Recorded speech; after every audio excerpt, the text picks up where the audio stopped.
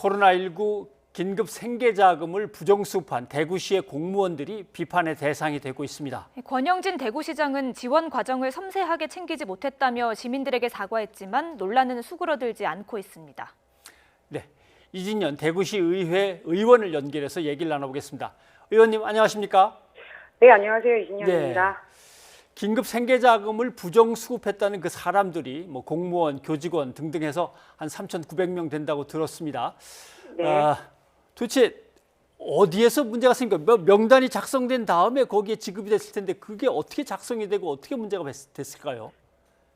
지금 일단 지금 아까 3,900명이라고 말씀하셨는데 6월 1일자 기준이고요. 지금 더 늘어났다고 보고 있고, 지금 부정수급으로 보여지는 분들이 전방위적으로 공무원들이 굉장히 많습니다. 그리고 지금 저희가 알기로는 지금 수급자들께 부정수급을 하신 분들께서 그리고 대구시에서는 환수를 하면 별 문제가 없다라는 얘기를 지금 하고 있어서 상당히 좀 문제라고 보고 있고요. 지금 중요한 거는 누차 얘기를 드리지만 대구 행정의 시스템이 문제다. 대구시는 뭐 잘 모르고 신청했을 수도 있다라고 얘기를 하는데요. 이거는 뭐 잘 모르고 신청했다 하더라도 문제인 거죠.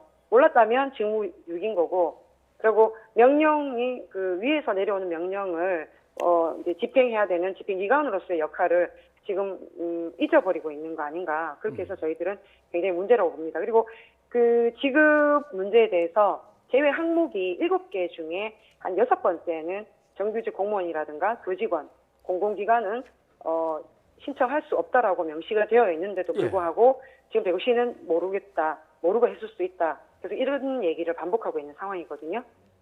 예, 잠깐 이야기해 주셨던 것처럼 대구시는 환수 조치를 진행하고요. 또 해당 공무원들에 대해서 징계 여부도 검토한다고 하는데요. 지금 어느 정도 진행이 됐습니까?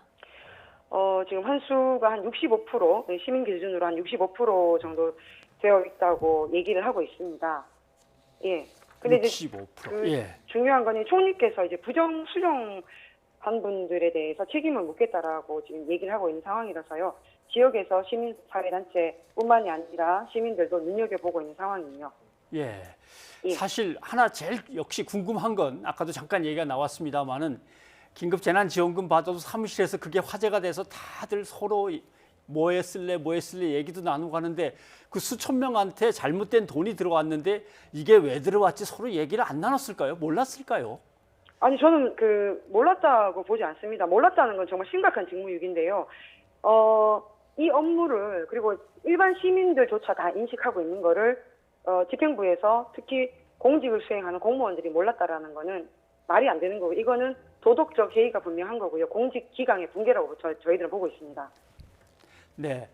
그리고 대구시가 긴급 생계 자금의 조건을 너무 까다롭게 설정을 해서 집행되지 못한 예산이 150억 정도 된다. 뭐 이 얘기도 들립니다. 지금 뭐 다들 사정이 급한데 이게 돈이 그냥 이렇게 묶여 있으면 될까요? 이건 어떤 내용입니까? 그러니까 처음부터 저희는 이런 식으로 하면 안 된다고 얘기를 했는데도 불구하고 지금 문제가 생겼습니다.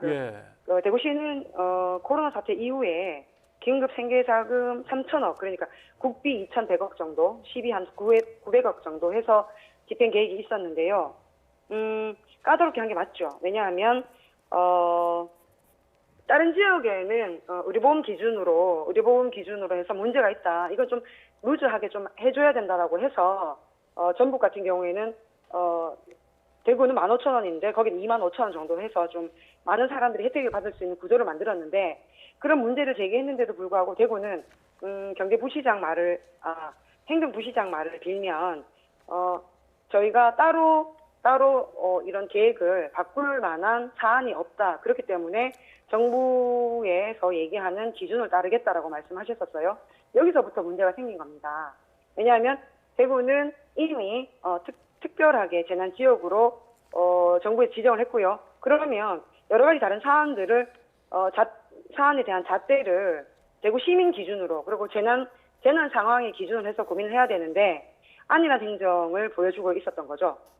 조건이 까다로웠습니다. 그래서 1인 가구 기준으로 보면 1인 가구나 이런 분들이 혜택을 받지 못하는 그런 분들이 사각지대에 놓이게 되는 그런 상황이 지금 생기고 있고요. 그런 일로 민원이 하루에 2-3건씩 계속 일어나고 있습니다. 예. 생계 자금과 관련해서 대구시의 조치를 한번 지켜보도록 하겠고요. 또 이런 이야기가 있더라고요. 대구시가 최근 코로나19 의료진들을 격려하겠다고 드론쇼를 기획했다가 또 취소했다고 하던데요. 어떤 이야기입니까? 예, 참.